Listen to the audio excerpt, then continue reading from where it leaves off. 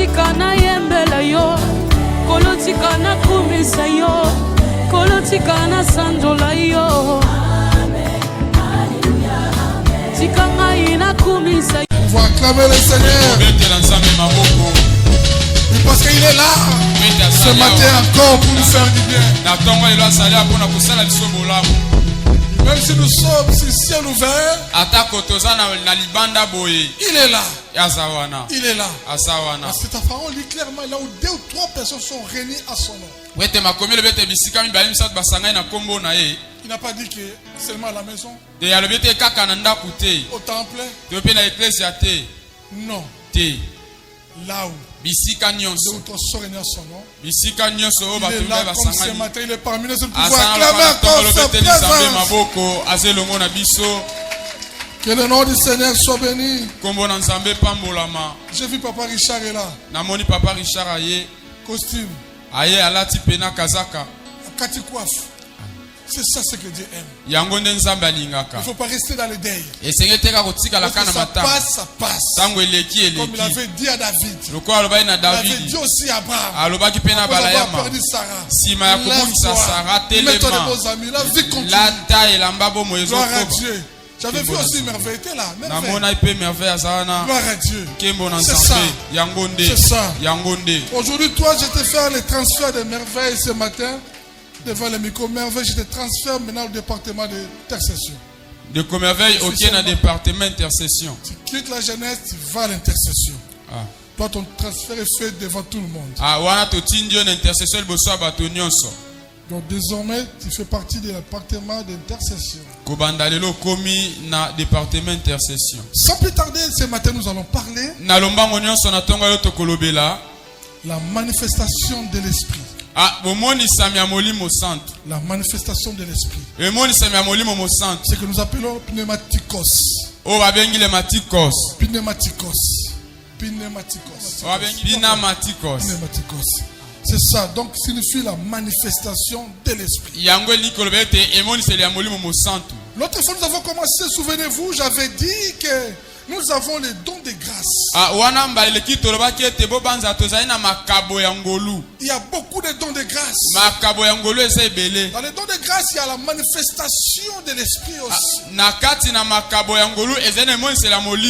La manifestation de l'esprit dans les dons de grâce. Ce matin, nous entrons maintenant dans la profondeur. Parce que les 2 séances, c'était seulement les séances introductives. Maintenant, nous entrons dans la profondeur. J'aimerais que peuple de chaque dimanche que nous allons commencer à prêcher,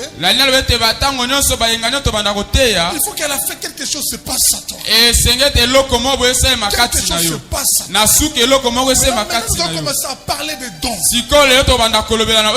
Souvenez-vous, j'avais dit que tout chrétien a au moins un don. J'aimerais qu'à la fin de cette série, que ton don soit opérationnel. Que ton don soit opérationnel. Bien-aimé, si nous lisons dans 1 Corinthiens chapitre 12, voici du 7e verset jusqu'au 11e verset. Je lis au nom de Jésus. Amen. Or, à chacun la manifestation de l'esprit est donnée pour l'utilité commune. En effet, à l'un est donnée par l'esprit une parole de sagesse, à un autre une parole de connaissance selon le même esprit, à un autre la foi par le même esprit, à un autre les dons de guérison par le même esprit, à un autre les dons d'opérer des miracles, à un autre la prophétie et à un autre le discernement des esprits, à un autre la diversité des langues, à un autre l'interprétation des langues. Un seul même esprit opère toutes ces choses, les distribuant à chacun à particulier comme il le veut. La parole du Seigneur. La manifestation de l'esprit. L'église a besoin de dons. Ton don est utile pour l'église. Parce que cet esprit donne pour l'utilité commune. commune. molimo mosantu apesaka yango mpona kosala bato Comme nyonso. j'avais dit autrefois, Na lolenge na lobemba le leleki. Saint-Esprit te donne, Molimo mosantu apesi yo, yo mpo opesi. il passe par toi pour toucher l'église. Aleki na nzela no mpe tasimba Il passe netonga. par toi pour toucher ta famille. Aleki na nzela no Il mpe passe tasimba par toi libota. pour toucher tes comportements. Aleki na nzela no mpona kosimba bisika to mpe bato nyonso oza na bango. C'est ça, bien-aimé. Yango nde Le molingami. travail. Musala Il faut que ton don soit opérationnel. esengeli likabo na yo Si ton esema na don misala. n'est pas opérationnel, bien-aimé, Soki likabo na yo ezosala musala te c'est ndeko. compliqué. Eza pasi C'est pour penza. cela, bien-aimé, Na yango tu sikoyo pèses à Dieu. esenge esepe na nzambe. Quand nous entrons maintenant Lokola à la tozokota fin, na suka nous puissions expérimenter ton don. biso mpe tobika bongo likabo na yo ete likabo na eza mpona L'église a eklesia. besoin de ton don. Eklesia eza na posa Oui, ça likabo na traîne yo. parce que toi tu n'es pas opérationnel. Yango eyosimba te mpo ete yo pene etiamaka na misala te. Oh bien-aimé. Ndeko molingami. Les Pilatimacos bien-aimés sont classifiés à 3 catégories. alobi ete elekima kose elingi kobongisama na balolenge Les misatu. manifestations de l'Esprit de Dieu Misala ya molimo na nzambe c'est recoupé à 3 catégories. ekatani na biteni misato. La première catégorie, Eteni ya yambo ce sont les dons de révélation. balobi ete ezali makabo ya emoniseli. Deuxième catégorie, Eteni ya les mibale dons de puissance. ezali bongo likabo ya nguya. Troisième catégorie, Mpe eteni ya les dons misatu d'inspiration. ezali likabo ya Les dons d'inspiration. ya bopemi. Ou bien autrement dit, les dons oratoires. Oyo babengi mpe sikoyo don oratoire. Donc, si nous regardons bien dans la Bible, bien aimé, Soki totali malamu na bibilia là où nous venons de lire dans 1 Corinthiens 12, 7 à 11, bisika toti kotanga na mokanda ya Corinthien on a cité 9 dons. batangi makabo La 9. manifestation du Spirit, c'est manifeste en 9 dons. Na bokoemoniseli ya molimo esemaka na makabo 9.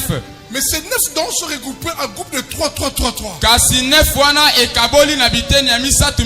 Les dons de révélation, Nini ya révélation, les dons de puissance, likabo ya nguya, et bien les dons de l'inspiration bien oratoire.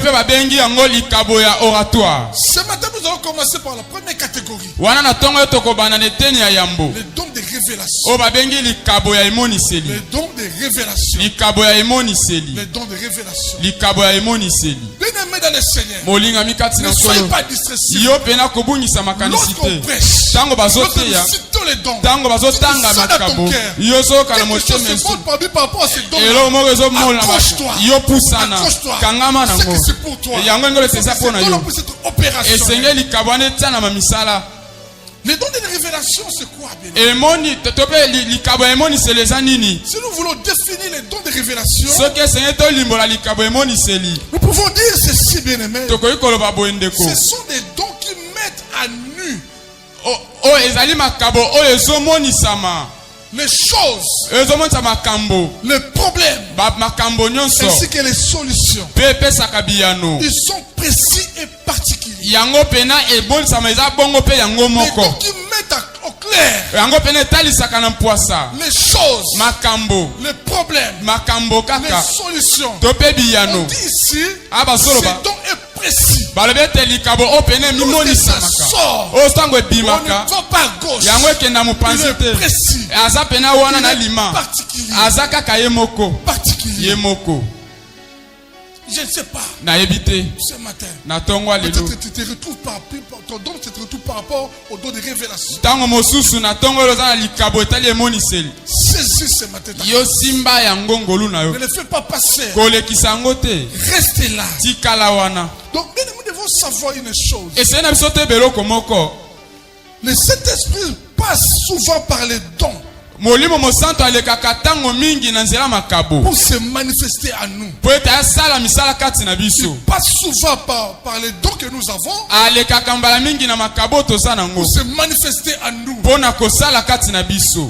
C'est lui le patron. ezaka ye C'est lui mokonzi le distributeur. ye nde mokaboli C'est lui qui donne à chacun. ye nde apesaka na Mais moto il y a une nyonso. chose. kasi eza likambo Il faut moko que tu aspires. esengeli yo ndima pene D'autre osepela part, na ntango tu dois mosusu aspirer au don. yo pena esengeli osepela D'autre part, okaposa il nango faut l'aimer. esengeli Il faut olinga yango avoir souci. esengeli Il faut avoir okapasi nango soif esengeli okaposa qu'il nango te donne. Po na pesa te yo. donne. Po ta Parce pesa que yo. lui, Po te il ye. passe souvent Ale kakambala mingi. par les dons pour se manifester dans notre vie. Na nzela emonise na nzela likabo po Je dis ta dans sala. notre vie, Na wana zo na bomo na c'est biso. d'une façon générale. Wana na oloba na bato Que ce nyonso. soit sur le plan séculier, Yo ta pe na makamu sur le nyonso. plan spirituel, Na nzela molimo. dans la famille, Pe na libota. ton don là Likabo na yo. est utile. Eza motuya. Les dons de révélation. Ah, likabo ya emoniseli.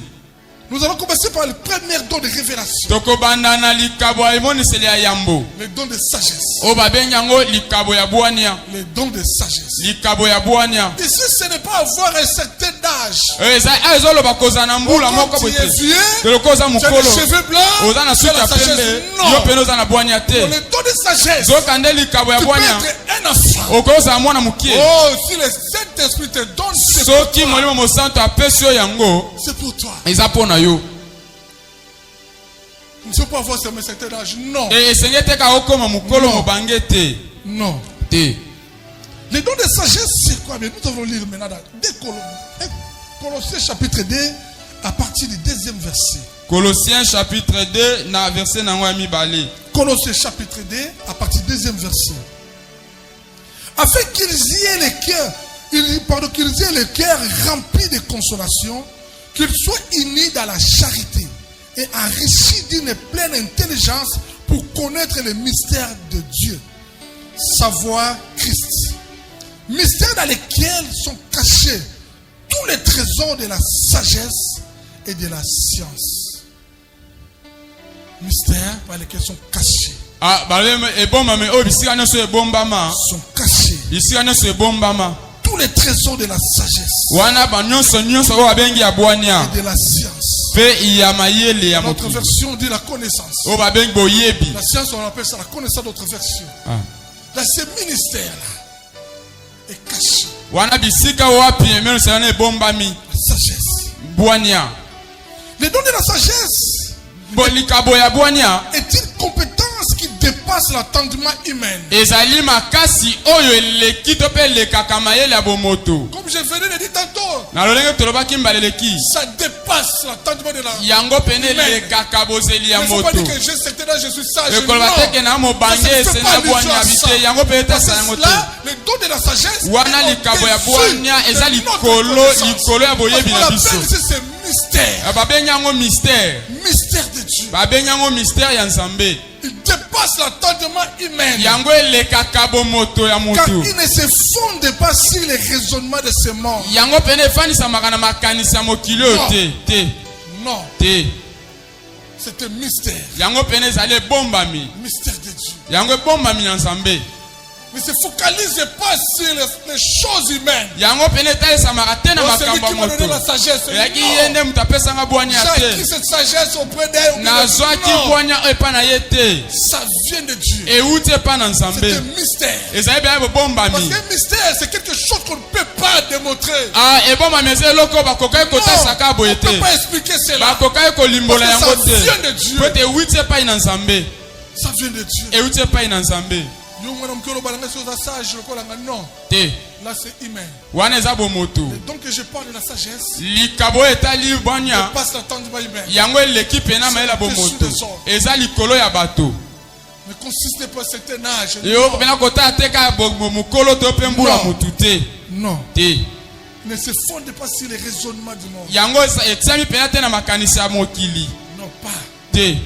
Quand on parle de mystère, Tango babenga ebombami. ça vient de Dieu. Ezouti epa na Nzambe. C'est Dieu qui contrôle. Eza Nzambe nde C'est Dieu qui est akonsaka. la situation. Nzambe nde mutu aza Dieu nango. qui maîtrise tout. Eza ka Nzambe afandisaka nyonso. Quels que soient les sages de ce monde, Atako bato na bwania na se na moi. Moto moko te. personne ne peut dire Moto moko takoki c'est koloba. lui qui le donne. Non. Eza ye ka mutu apesaka te. Don de sagesse, Likabo oyo babengi yango ya bwania. ça dépasse Yango l'entendement elekaka. humain. Elekaka mayele ya Le don de la bomoto. sagesse, bien aimé, Likabo ya bwania est ndeko. une portion de sagesse divine Ezali eteni ya bwania ya bonzambe. qui s'exprime au bon moment. oyo eyaka komipesama na ntango Au malamu bon moment. na matango Au moment où malamu personne ne croit. na bisika oyo moto Au akoki moment où kondima personne ne te sait. na bisika oyo moto akoki Lorsqu'il y a koyeba un te problème, ntango likambo eza ces dons-là yango likabo wana Qui vient, yango nde eyaka qui surgit yango nde evandaka pour donner la solution. mpona kopesa Parce que les biano dons de la sagesse ici, bien aimé, kasi likabo ya bwanya awa c'est autrement dit le but. yango babengango motuya Le but, la finalité. yango nde suka na makambo finalité. suka na nyonso Bloqué quelque part. ye atokangamaki Bloqué. Personne ne atokangamaki sait comment faire. motu moko ayebi te na Mais kobanda lorsque wapi quelqu'un qui a le don de kasi sagesse, ntango moto aza na likabo ya bwanya vient. aye il donne. apesi C'est fini. mbala moko makambo Le problème est esili résolu. wana likambo ezwi biyano C'est fini. esuki wana Les dons de la sagesse disent que non, ça vient. yango eyaka Lorsqu'il y a un problème, yango yaka ntango likambo il y a une ezwami situation. ntango likambo On ne apasi sait pas ekomi comment ça sortit. ozoyeba bisika On obimela cherche la te solution. tozoluka Donc liano il nalo faut comprendre ceci. eseye kososola La boye sagesse ici, les dons kasi de la bwanya sagesse, oyo c'est le but. yango nde eza suka ya nyonso finalité. yango suka C'est ya la nyonso solution. yango pene Il y a un yano problème. na likambo ya motu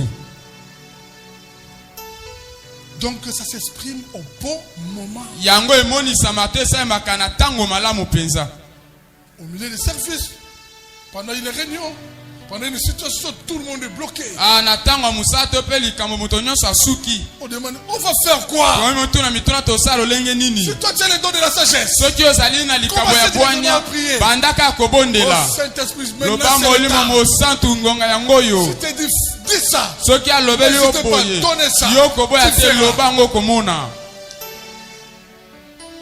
parce qu'il faut toujours demander. esengeli kaka kosenga Lorsque tu es quelque part, ntango oza bisika le moko don boye de meilleur.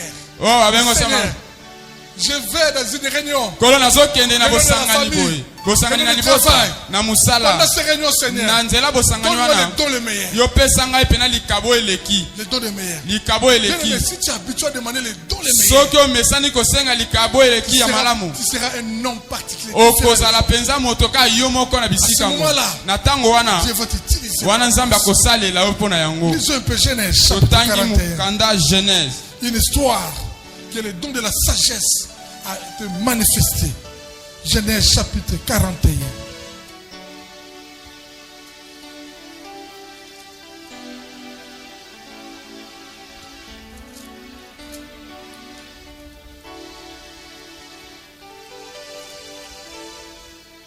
Genèse 41 à partir du 27e verset. Les 7 vaches, ici c'est Joseph lorsqu'il expliquait les rêves de Pharaon. awa ezali joseph nde azali kolimbola ndoto ya pharaon Il dit ceci, 27. Les 7 vaches de charnets et laides qui montaient derrière les premiers sont 7 années.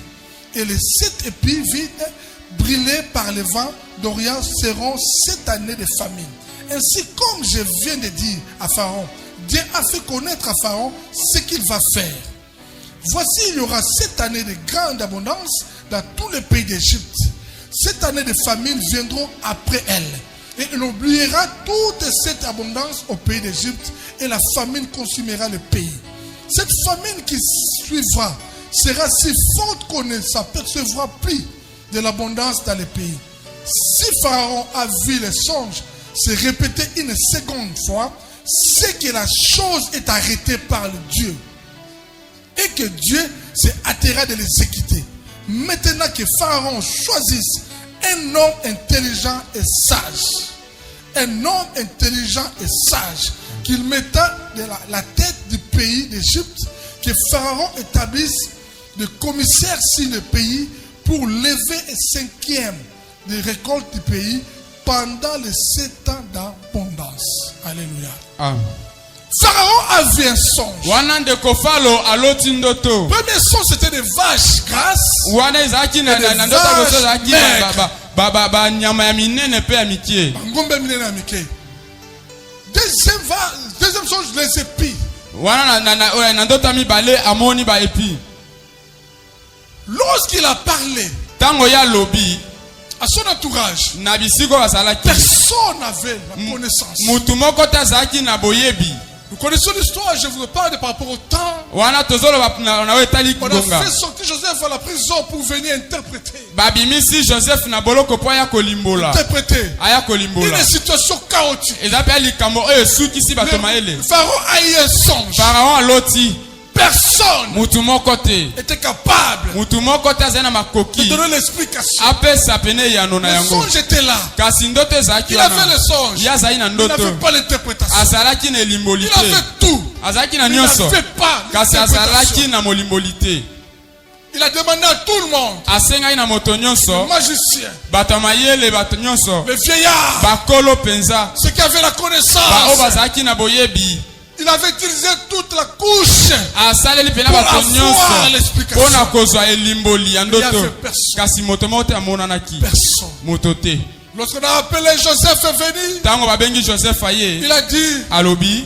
il a donné d'abord l'explication. Alimboli nanu ndoto. L'explication Alimboli ndoto. était claire. Ezalaki pena polele. Cette année d'abondance, Ezalaka na Cette na année mibu de seti souffrance. ya pasi pe ya esengo. cette année d'abondance, Ani année de seti ya souffrance. pasi pe ya Il moya faut ya esengo. réfléchir. Esenge kokanisa. pour épargner le pays. Pona kobikisa mboka oyo.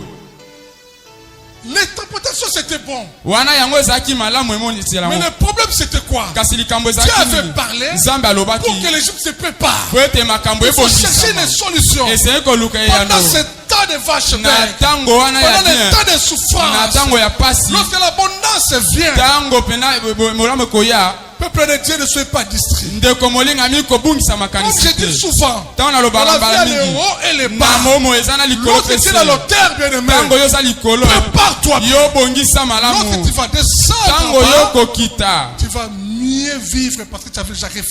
okobika malamu mpo ete La obanzaki vie est faite malamu toujours comme ça, bien soka aimé. nde bomo esalema nde Les bongo hauts et les bas. eza na komata mpe Lorsque tu kokita atteins l'apogée, soki omati mpe na likolo le déclin arrive. kokia mpe koya Quelqu'un qui est sage, moto oyo aza na quelqu'un bwania qui a l'esprit de Dieu. oyo aza na molimo na Lorsque je nzambe suis dans l'apogée, ntango naza je likolo me prépare. naza na Lorsque je serai dans komibongisa le déclin, ntango comment nakokika na pasi vivre? nakoyeba lolenge ya Parce que c'est kobika le même Dieu ezaka nzambe qui moko est na avec moi dans les montagnes. kaka ye aza na nga na C'est le ngomba même Dieu qui sera avec moi dans kaka les nzambe vallées. wana Donc akozala na nga na lorsque je se suis na devant un loboko problème, ntango naza je peux liboso pas ya dire que likambo tout c'est fini. nakoka te kawa Là, il esili faut maintenant appeler les dons. esenge Il faut kosenga que les likabo dons interviennent. esenge likabo ya Il faut que les kosunga dons interviennent. esenge likabo esunga Souvenez-vous, bien aimé, bobanza lisusu lorsque Joseph était dans la maison de son père, ntango joseph azali na ndako ya tata na ye il rêvait, il avait des songes. azolamuka aza na Il était makambo incapable d'interpréter les ayebaki songes. kolimbola bandoto te Avec le temps, kasi na nsima avec batango l'union avec le Seigneur, azali kokangama na lorsqu'il nzambe est devenu grand, ntango akoyi sur le mokolo plan spirituel, na molimo c'est lui-là ezalaki qui ye était kaka incapable ye d'interpréter. oyo azali kokoka Maintenant, te c'est lui qui kolimbola interprète. ekomi ye nde La akomi vie, kolimbola la vie chrétienne, na bomoi ya il faut mokristu monter. esali Ne restez pas komata sur place. yo kotikala Tu te viens à esika l'église moko aujourd'hui. te oyaka Ne na restez eglise pas ya la lelo même personne. Il osikalaka faut moto qu'on voit moko toi.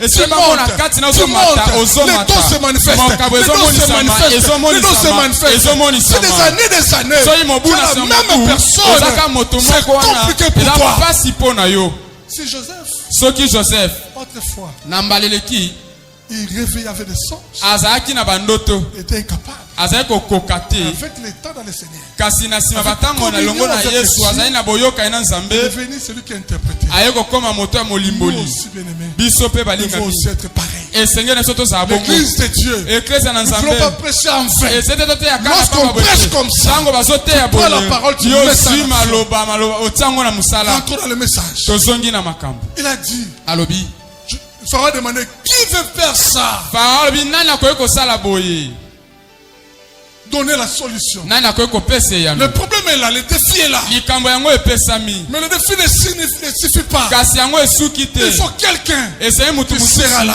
oyo akoya wana Qui était là? nani azalaki wana C'est Joseph. eyaki joseph nde Le azalaki don de sagesse. ye nde azalaki na likambo Il a ya donné bwania l'explication. ape alimboli ndoto Comment faire? lolenge nini ya kosala Pendant que nous allons récolter, na ntango tobanda pendant kobuka l'abondance, na ntango nous allons commencer à esengo prendre un cinquième. tobandi kolongola Voilà moko le na but. moko kaka bongo Voilà le but. tala mutu Voilà la sagesse. tala bwania Voilà la sagesse. tala bwania Lorsque nous serons dans l'abondance, ntango tokozala na esengo ne mangez pas tout. kolia nyonso te Ne mangez pas tout. kolia nyonso Allez vers un te cinquième. yo longola un cinquième Gardez. zwa te Allez eteni vers un cinquième. bomba zwa eteni Mettez à part. tia Parce mopanzi que lorsque la famine viendra, ntango nous nzala allons rentrer là-bas dans la ekoya provision. tokozonga na bisiko La tobombaki sagesse. yango nde bwania Ça ne vient pas des hommes. Yango yaka na bato te. Ça vient de Dieu. Et yaka kaka pa na Le Nzambe. prévenez. Pharaon a réuni plusieurs personnes. Yango ngelo bete fa sangisi bato ebele. Personne Moto moko te lokola moto. était capable de donner la solution. Oya kokai kopesa C'était bilano. celui qui avait l'esprit de Dieu. Ezalika oya zali na molimo na Comme ce matin, Nzambe. toi, tu as l'esprit de Dieu. Na tongo yo zali na molimo na Nzambe. Plaise à Dieu ce matin. Ese pesa Et te Nzambe donner na ce don de tongo la lelo sagesse. apesa yo likabo abwanya wana. Oh, c'est merveilleux. Eza malamu penza. Le don de la sagesse est une découverte surnaturelle du plan. Ah, likabo pena ya bwanya ezali eloko moko etalisa mate eza ya molimo. Donc, c'est une découverte surnaturelle du plan Ya. et de la pensée de Dieu communiquée par l'Esprit de Dieu. Ah, yango ezali bon eloko moko emoniseli ya makasi oyo Nzambe apesaka na nzela molimo. C'est très important, bien-aimé. Eza motu ya ndeko. Ce don est étroitement lié avec la révélation divine. Ah, nzokande likabango ekenda mbala moko na emoniseli ya bonzambe. Car il est porteur de vérités indiscutables. Yende amemaka bosolo o mutu akoki kokakola te. Porteur d'une vérité indiscutable. Bwanyango ememaka penza bosolo o Lorsque mutu tu akoki kokakola donnes te. une parole de sagesse Tango zoloba maloba dans bwanya une situation compliquée, na bisika maloba personne ne pakapasi discutera. mutu moko te Tout le akokakola. monde va s'aligner derrière ça. Ah, moto nyonso akozala Parce kana que ça nsima nango. vient de Dieu. Po ete euti epai Une na Nzambe. révélation divine. Ezali emoniseli ya molimo. Le don de la sagesse. Likabo ya bwanya. L'église en a besoin. Eklesi eza na posa En a nango. besoin. Eklesi eza na posa nango. Tu caches ça pour toi. Pourquoi? Yo bomba yango mpona yo mpona nini? C'est par le don de la sagesse que Na- l'Éternel révéla au Salomon lors du premier jugement. Ah, ezalaki kaka na likabo ya bwanya oyo nkolo alobelaki to mpe amonisaki epai ya Salomo jugement ya liboso. Des femmes prostituées Ezalaki basi mibale ya bandumba oyo. disputent pour un enfant. C'est mon enfant, c'est mon enfant. Bazali c'est mon kowela o enfant. mwana ngai te oyo mpe mwana ngai. Une vérité indiscutable. Bosolo oyo kokokakolama La te. même enfant auprès de Pharaon- de Salomon. Bamemi mwana epai ya Salomo. Le don de la sagesse a travaillé. Likabo ya bwanya esali mosala. Donnez-moi le peu, je vais diviser cet enfant. Bopesaka mbeli na kata mono Chose qu'on ne peut pas le faire. eloko bakoki Ça, c'est kosala la te sagesse. wana ezali bwania. L'autre maman dit oui, divisons-les. Mama mosusu abi etona ndimi L'autre kabola a dit ye non. wa mosusu abi te Donne-la pesa ye à cet enfant. Je voulais voir toujours mon enfant. akende namonaka ye ata na mosika Celle qui avait dit oyo alobaki diviser l'enfant en deux. kabola Je ye croyais qu'elle avait raison. akanisaki ete aza pena La abongaza na sagesse de raison. Salomon a tranché. bwania ya Salomo ekati Le makambo don de la sagesse. likabo ya bwania C'est pour donner une solution. eyaka kopesa kaka eyano Une solution à un problème. eyano na likambo moko Une solution à quelque chose, une situation difficile. eyano na mituna to mpe na makambo ya pasi Dans la famille, ata na kati na dans libota la société, na esika osalaka partout où nous sommes, bisika pi tozali dans l'église. ata na Le eklesia don de la sagesse, likabo ya bwania lorsqu'il arrive, ntango eyaka pour nous permettre d'atteindre le but, yango nde esungaka biso mpo tokokisa ntina la finalité, yango nde ezali sukisa ya nyonso la solution. yango nde ezali eyano Que Dieu vous donne cela au nom de Jésus. nkolo apesa bino yango na nkombo na yesu masiya. Deuxième don de révélation. likabo ya mibale ya emoniseli Nous avons vu premièrement le don de la sagesse. na yambo tomonaki likabo ya bwania. Deuxième don de la révélation, bien-aimé, ya mibale sikoyo c'est la parole de connaissance. yango ezali maloba ya boyebi. La parole de connaissance. maloba ya boyebi La parole de connaissance, c'est quoi, bien-aimé? maloba ya boyebi eza nini ndeko? La parole de connaissance, c'est une bénédiction qui se passe par l'apprentissage. Ah, maloba ya boyebi ezali lipamboli oyo elekaka na nzela koyekola C'est ça, bien-aimé. yango nde Le don de la parole de connaissance likabo ya maloba ya est boyebi une manifestation des dons de sagesse ezali na bomonisami ya likabo ya bwania qui nous fait passer de l'intelligence humaine oyo elekelaka biso na mayele ya bomoto à une dimension spirituelle éclairée, na bozindo ya molimo oyo emonisaka ya dans pole laquelle le Saint-Esprit nous communique na wapi oyo molimo santo alobelaka biso les ordres ou le plan de Dieu. oyo mabongisi ya nzambe Il nous communique ayaka koyebisa biso les ordres ou le plan de Dieu. ayebisa biso mabongisi na nzambe La parole de connaissance. maloba ya boyebi La parole de connaissance, maloba ya boyebi souvent c'est le prédicateur, le pasteur, les prédicateurs de prédication ont la parole de connaissance. wana eza mingi bato bateyaka bapaster to mpe bato bateyaka nde bazali na maloba yango ya boyebi Peut-être pendant que je prêche, na tete ntango mosusu papa azoteya J'écoute une fois.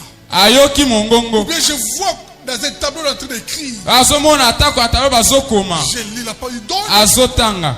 il est en train de révéler un problème. Azana kolakisa komonisa likambo moko. Quelqu'un qui est dans l'assemblée. Ezana moto moko aza awa. Peut-être pour l'église. Tango musu pona ecclesia. Peut-être pour une famille. Tango pe mona libota moko Pendant la boye. prière. Pendant Que bazobondela. je prie. Azobondela. Je vois. Azomona. Je peux voir. Azomona. Je peux sentir. Nakoki koyoka. Je peux écouter. Nakoki pe La koyoka. parole de connaissance Maloba ya boyebi. qui dévoile Yango ne monisaka. une situation. Likambo nyonso. Qui dévoile. Yango ne yebimisaka. Ils ont dit que la parole de sagesse, Ah bazo ete maloba ça boyebi. marche ensemble avec la parole de connaissance. Yango etambolaka bongo na boyebi ya La bwanya. parole de connaissance, je peux voir. Kasi ya maloba boyebi ya komona La na parole de kongo. sagesse peut m'aider maintenant à donner la solution à ce que j'ai Yango vu. ya bwanya kosunga ngana pesa Comment pena yano. procéder Loleni na pour koleka. arriver Pona à koma. la solution. Na kozwe Oui, yano. j'ai vu. Ngana moni. Celui qui a la parole de connaissance, Oya zali il na faut maloba se demander boyebi. la parole de sagesse. Esengeli asenga pe maloba ya bwanya. Yango mbale. Marche ensemble. Etambola kelongo. Marche ensemble. Etambola kelongo. Ça peut vous aider facilement. Ekosungo na pete. Lorsque tu vois, Tango moni. te donner aussi ce que tu dois faire. Pe opesi esengeli koloba. Oui, c'est pas voir pour essayer de mon acquis caca. On va faire quoi après? Te estango moni tokosala nini na Après. sima. Na sima. Donc ça marche ensemble les deux. Yango etambola kelongo. On ne peut pas être investi dans la parole de connaissance si on n'expérimente pas la sagesse divine. Ah, okoyi kofanda mate na maloba boyebi soki ovanisami na bwanya te. J'avais dit au début qu'un chrétien a droit à, au plus ou moins, un don. Tolobaki ne bandele te mokristo nyonso esenge pena azala atako na likabo moko. Au moins. Atako na likabo moko. Je corrige, au moins un don. Akoyi ozala ata na likabo Si on moko. dit au moins, cela veut dire on peut ajouter deux. Bakoyi babake akoyi kobatisa Si on dit que mibale. plus un don, Soki balobi koleka moko seke on limite ces malades. basuki Au kaka moins, wana. donc tu peux avoir deux. Ata bakoyi kozala pe na Donc, mibale. c'est possible d'avoir la parole de sagesse. Eza malamu et la kozala parole de connaissance. na bwanya pe na boyebi. Si tu as déjà la parole de sagesse, Soki oza deja na likabo tu boyebi. avec la parole de connaissance. Okozala pe na oyo pe Si tu boyebi. as la parole de connaissance, il Soki faut oza demander la likabo parole de boyebi sagesse. esengeli oluka pe likabo ya bwanya. Ça nous aidera. Ekosunga biso. Ephésiens chapitre 1. Ephésiens chapitre 1.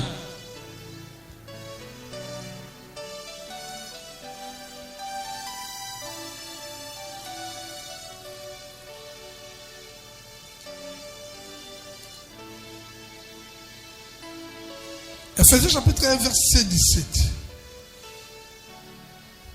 Afin que Dieu, le Dieu de notre Seigneur Jésus-Christ, le Père de gloire, vous donne un esprit de sagesse et de révélation dans sa connaissance. C'est Dieu qui donne Eza nzambe nde apesaka. un esprit de sagesse Ye nde apesaka bwanya et de connaissance. pe boyebi.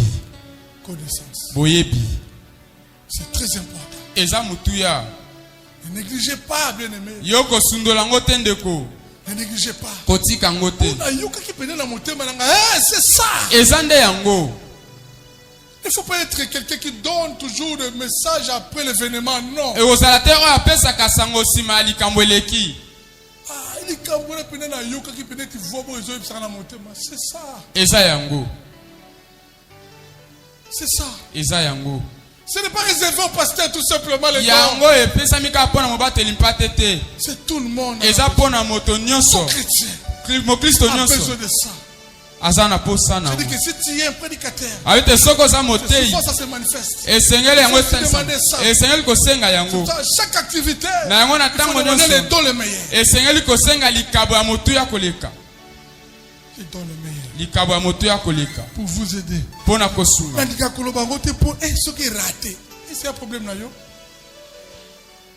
Ça peut rater aujourd'hui. Ekozanga lelo. Bato ololi yo. Mais là il avait raison. Il avait raison. Ah. On verra ça aussi. Tomona ngo.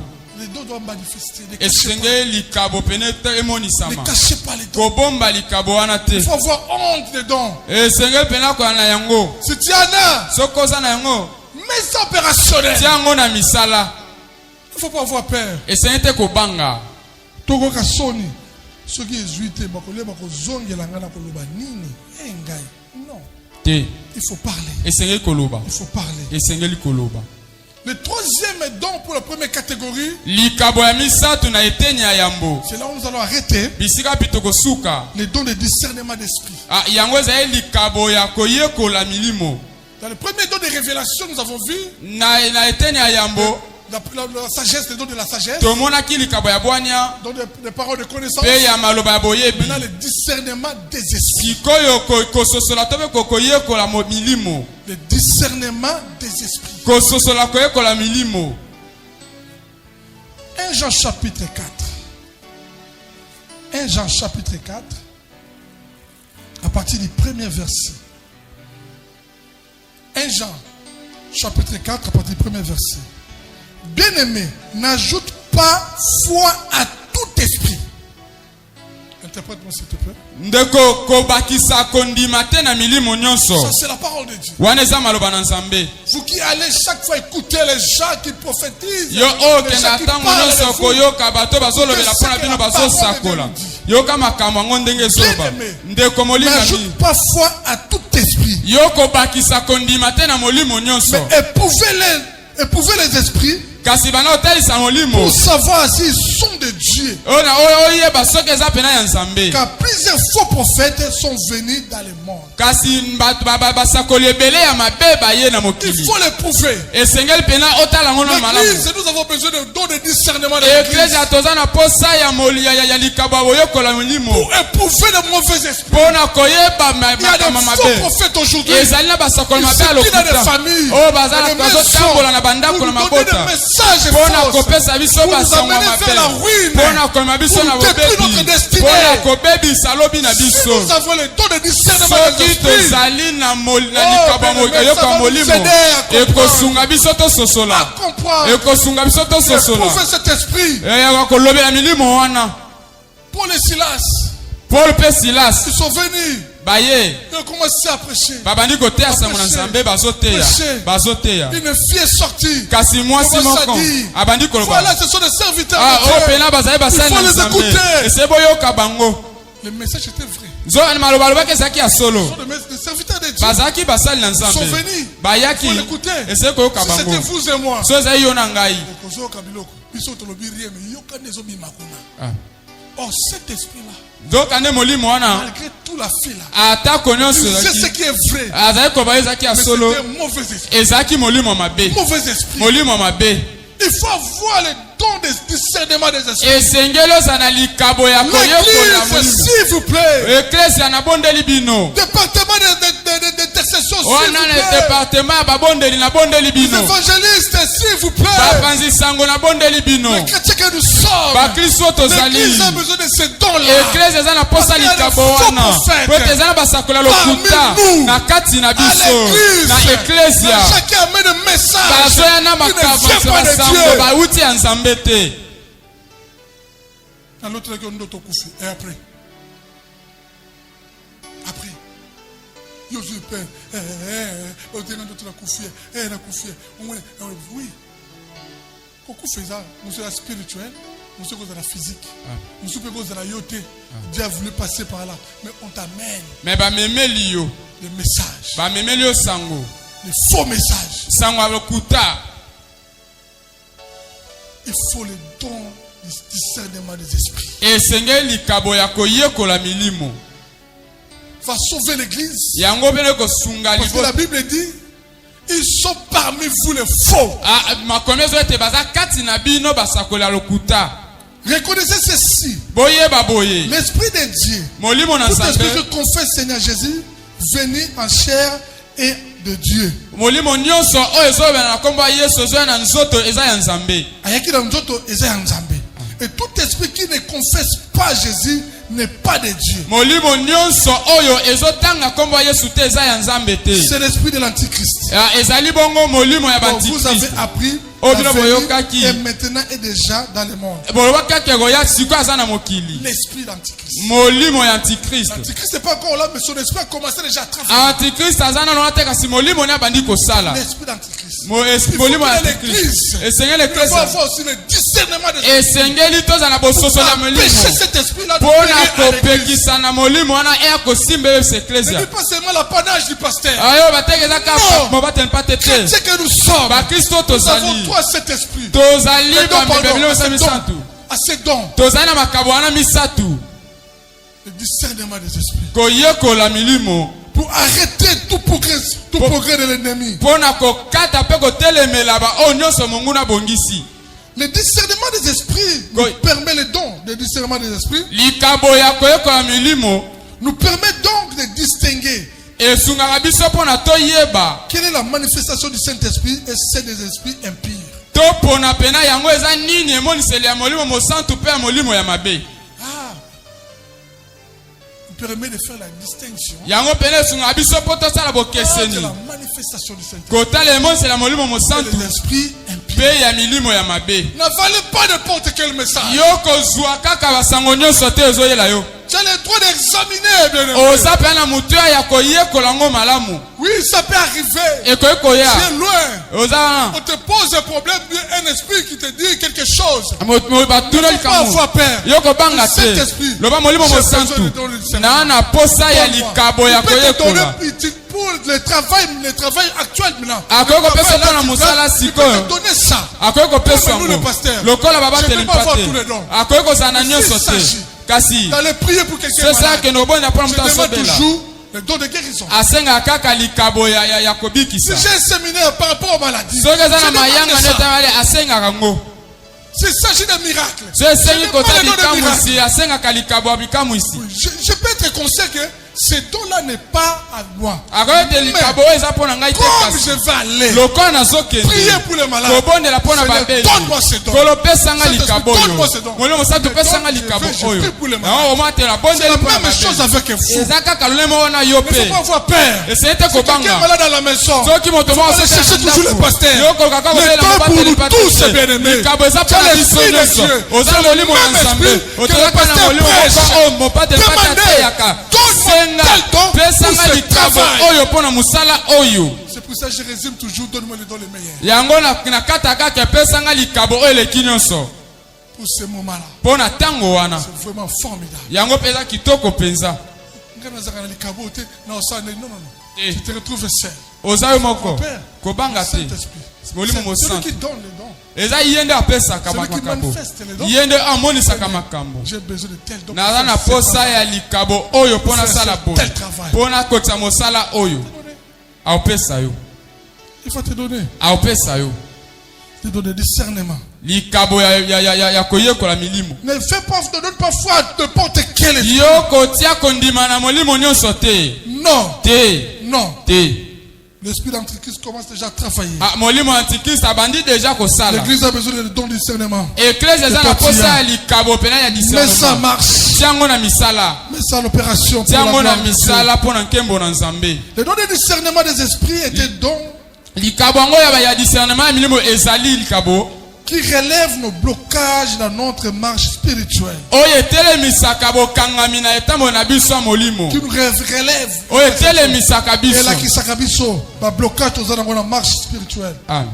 Afin que nous cessions d'être sous la domination des esprits na tina ete biso totika kozala na bokonzi ya molimo mabe qui rôdent tout autour de nous. oyo ezali konzingela kati na biso Qui nous relèvent. yango pena etalisaka biso Réveille ebonisaka biso notre marche. etamboli na biso S'il y a un problème spirituel soki likambo moko molimo ezali dans ta vie, na bomoi na yo dans ta famille, na libota na tu yo ne vois pas clair. ozomona ezosimba te Seigneur, donne-moi le don de discernement. kolopesa ngai likabo ya Je veux discernement comprendre quel esprit qui nayeba ezali pena molimo nini ezomemanga mabe akopesa yo tu vas discerner, tu sauras. awayesa yo mpo koyeba Parce que c'est le rôle.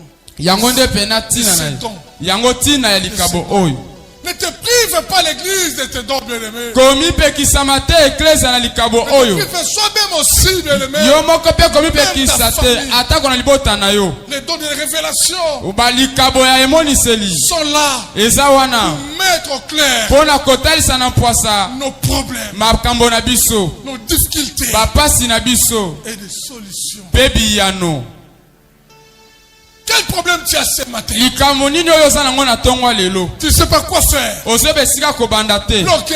okangami Tu as la connaissance de ces choses. oyebi makambo yango Peut-être tu as eu la connaissance au travers le prédicateur. comme so oyebaki makambo na nzela Dieu t'a motei révélé lui-même. nkolo ye moko On t'a amoniselaki donné la yo parole de connaissance. apesa yo maloba Cela ne boyebi suffit pas. yango On esuki demande te la parole de sagesse. ezosenga Pour sikoyo arriver au likabo but, ya bwania à la mpona finalité. kokende na suka na Pourquoi ma vie kosukisa est ainsi? mpona nini Pourquoi bombo c'est yango eza ainsi boye mes situations? mpona makambo ezokendeka ya mabe Dieu t'a iyo révélé. nkolo C'est la alobeli parole de yo connaissance. ezali maloba C'est la boyebi connaissance de la oza chose. sikoyo na Mais boyebi cela ya ne suffit likambo pas. yango ekoki te Il faut que la sagesse arrive esengeli bwania eya pour te donner les moyens, les voies. mpona kosunga yo nzela aliso nzela mpe makambo malamu La famille n'a biso tokende na mosika te.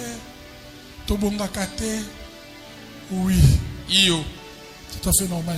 ezaka Là, tu as la connaissance. wana oza na boyebi Mais maintenant, sikoyo on va faire quoi osala ndenge nini pour décanter cette situation? mpona kolonga to mpe kotema likambo yango C'est maintenant les dons de sagesse. wana sikoyo ekomi likabo ya bwania